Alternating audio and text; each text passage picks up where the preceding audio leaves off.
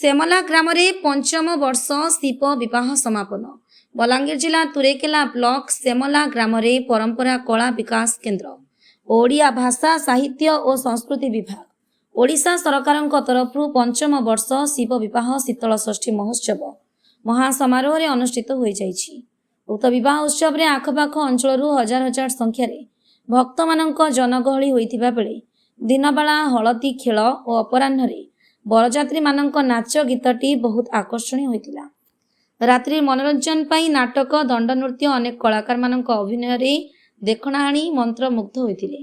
मुख्य अतिथि भावे कंटाबांची निर्वाचन मंडली विधायक श्रीजुक्त लक्ष्मण बाग, सम्मानित अतिथि भावे मंडल सभापति रंजन माझी, ग्राम गौंतिया गंगाधर मेहर, सेमला ग्राम सभापति क्षेत्र मेहर उपस्थित होइतिले।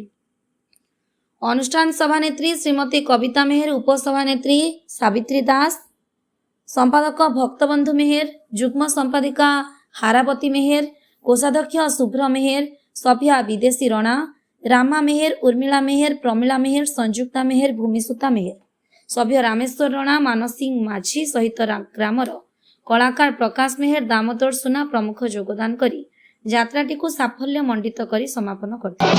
बलांगीर जिला कंटाबांची श्रीतम रंजन पंडाल सहित रिपोर्ट न्यूज।